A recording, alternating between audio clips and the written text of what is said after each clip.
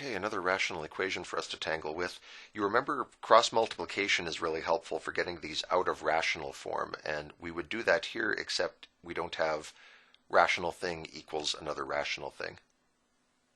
We can get it that way though, and it's not even all that difficult. We just take this term, kick it over to the right hand side, and we get 2x over x plus 2 equals positive 5 now over x plus 3. That's a lot better, and it means we can now do cross multiplication. First thing we should do is check our non-permissible values just so they don't catch us with that later. We get from here x cannot be negative 2, and from here x cannot be negative 3. Okay, so if we cross multiply this, we get 5 times x plus 2. And going this way, we get 2x times x plus 3. All right. And now, if you were wondering why we talked about quadratics kind of out of the blue a few pages back, this would be why. It's because when you cross multiply, it's pretty easy for a quadratic to pop out. So now, where we were trying to solve a rational expression, now we're trying to solve a quadratic. Let's see if we can do it. We have 2x squared. Subtract 5x from each side, so just a single x left. Subtract 10 from each side. There we are. And now we have this quadratic, and we would normally attack this by trying to factor it.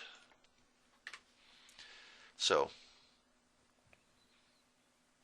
remember how this works? Our middle coefficient is 1, so we're trying to find two numbers which add up to 1 and which multiply to 2 times negative 10, which is negative 20.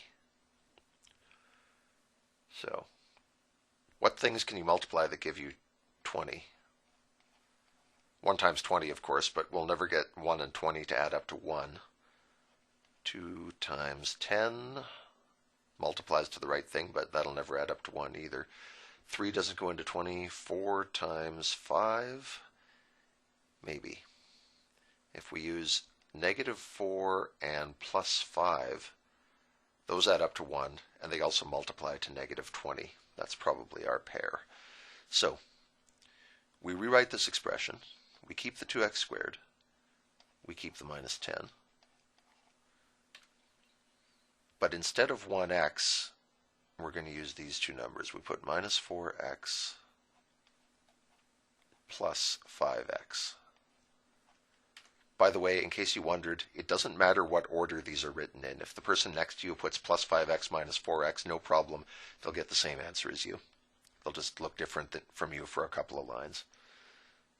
Now we factor this, the first two and last two. We take 2x out of the first two, and that leaves us with x minus 2. We take 5 out of the second pair, and that leaves us with x minus 2. And so there's x minus 2 comes out, and that leaves us with 2x plus 5 as our second factor. From this we get x equals 2. You get x minus 2 equals 0 when you solve that to get x equals 2. From this second factor you get 2x plus 5 equals 0.